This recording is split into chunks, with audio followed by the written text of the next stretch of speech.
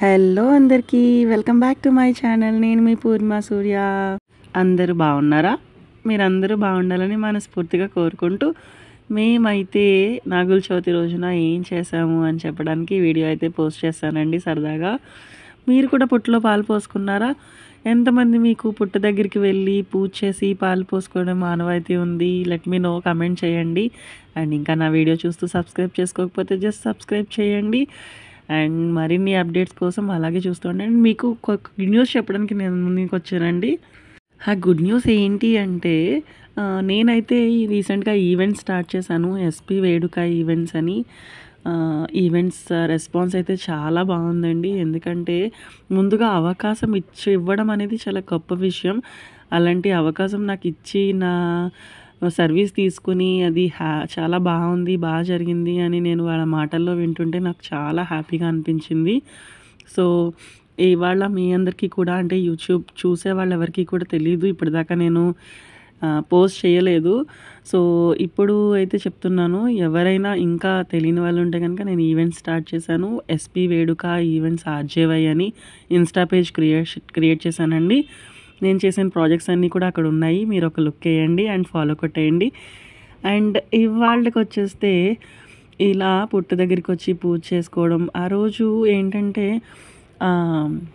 సర్పదేవతలకి ఈ కార్తీక మాసం చవితి రోజున చాలా పవర్స్ వస్తాయంటండి. అంటే భూమిని సైతం కాపలా కాసే ఈ సర్పదేవతలకి పవర్స్ అనేవి చాలా ఎక్కువగా ఉంటాయి. అందువల్ల ఆ రోజు మనం ఇంటి దగ్గర చలివిడి, చిమిలి, ఇంకా వడపప్పు, అరటిపండు ఇవి కొంచెం కొంచెంగా ఆ రోజు సర్పదేవతలకి పూజ చేస్తామండి, సమర్పిస్తాము.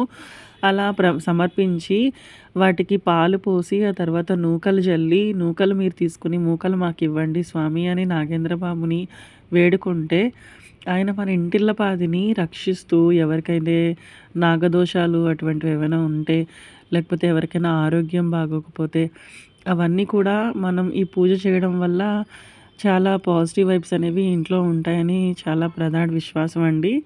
ముందుగా ఇక్కడైతే ఒక తమలపాకులో చిన్న వినాయకుడిని చేసుకుని, గణపతి పూజ చేసుకుని, తర్వాత పసుపు, కుంకుమ, పువ్వులు సమర్పించి, తర్వాత పాలు పోసి, ఆ తర్వాత అక్కడ చిన్నపిల్లలు ఎవరైనా ఉంటే కనుక వాళ్ళ చేత పాలు పోయించి, వాళ్ళకి ఎటువంటి నాగదోషాలు ఏమైనా ఉన్నట్లయితే కనుక అవి లేకుండా చూడు స్వామి అని భక్తులు ప్రార్థన చేస్తారు.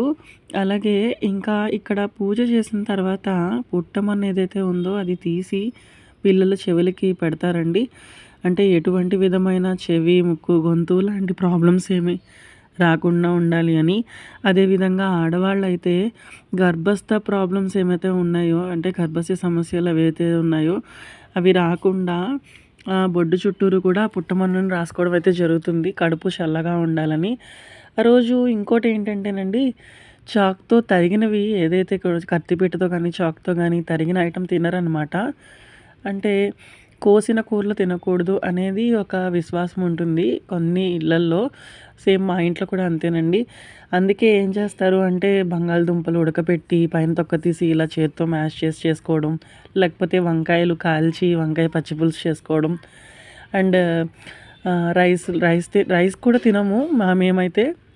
ఆ రోజు ఉప్పుడు పిండి చేసుకొని అందులోకే వంకాయ పచ్చిపులుసు, లేకపోతే కొబ్బరి పులుసు పచ్చడి, ఇలా చాక్ తగలకుండా, కత్తిపీట తగలకుండా ఏమైతే వంటకాలు చేయొచ్చో అలా చేసుకుంటాం. ఇంకా అంటే కొంతమంది ఏంటంటే ఓన్లీ చలివిడి, చిమిలి తినేసి రోజంతా ఉపవాసం ఉండేవాళ్ళు కూడా ఉంటారండి.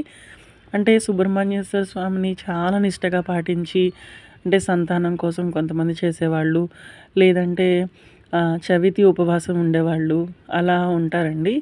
సో మేమైతే ఆ రోజు తరిగిన కూరలు అయితే ఏమీ తినము. అలాగా మా డే అనేది కంప్లీట్ చేసుకున్నాము. అనుకోకుండా పుట్ట దగ్గరికి మేమైతే గాడాల వరకు వెళ్ళాము. అనుకోకుండా గాడాల వరకు ఎలాగో వెళ్ళాం కదా అని చెప్పి, అక్కడికి దగ్గరలో ఉన్న సుబ్రహ్మణ్యేశ్వర స్వామి టెంపుల్ ఏదైతే ఉందో, అంటే ముగ్గళ్ళ దగ్గర, అంటే దగ్గర కాదు, ఒక 1 అవర్ జర్నీ అయితే పట్టిందండి మాకు. మామూలుగా అయితే 40 మినిట్స్లో వెళ్ళిపోవచ్చు, కానీ పిల్లలతో స్లో డ్రైవింగ్లో మేము 1 అవర్ పట్టింది. అందుకే పూజ అయ్యేసరికి 11 అలా అయ్యింది. పిల్లలు క్రాకర్స్ కాల్చుకుందామని తెచ్చుకున్నా సరే క్రాకర్స్ కాల్చకుండా మేమైతే ఎక్కడ టెంపుల్ క్లోజ్ చేస్తారనే ఒక కంగారులో బయలుదేరి వెళ్ళిపోయాము. అసలు రూట్ అయితే చాలా బాగుందండి. ట్రాఫిక్ లేకుండా చెట్ల మధ్యలోంచి అలా డ్రైవ్ చేసుకుంటే ఉంటే యాక్చువల్లీ నేను డ్రైవ్ చేయట్లేదు. బట్ ఆ రూట్ చూసి నాకు డ్రైవ్ చేయాలనిపించి నేను మా పంతులు గారు బండి తీసుకొని డ్రైవ్ చేసేసాను. ఆ పంతులు గారిని మా హస్బెండ్ వెనకాలకి పంపించేసి. సో ఫైనల్లీ మేమైతే ముగ్గళ్ళ సుబ్రహ్మణ్యేశ్వర స్వామి టెంపుల్కి అయితే రీచ్ అయిపోయాము. టెంపుల్ చాలా ఓల్డెస్ట్ టెంపుల్ అండి. ఇక్కడికి రాత్రిళ్ళప్పుడు పాము వచ్చి లోపల ఉంటుంది అని కూడా భక్తులు చెప్తూ ఉంటారు. సో అదేవిధంగా ఇక్కడ సంతానం కావాల్సిన వాళ్ళు వచ్చి దర్శనం చేసుకుంటే సంతానం కూడా కలుగుతుంది అని అంటారు. మేమైతే టెంపుల్ని బాగా ఎంజాయ్ చేసాము. దర్శనం బాగా జరిగింది. అలాగే అభిషేకం కూడా చేయించుకున్నాము. వీడియో నచ్చితే లైక్, షేర్ అండ్ సబ్స్క్రైబ్.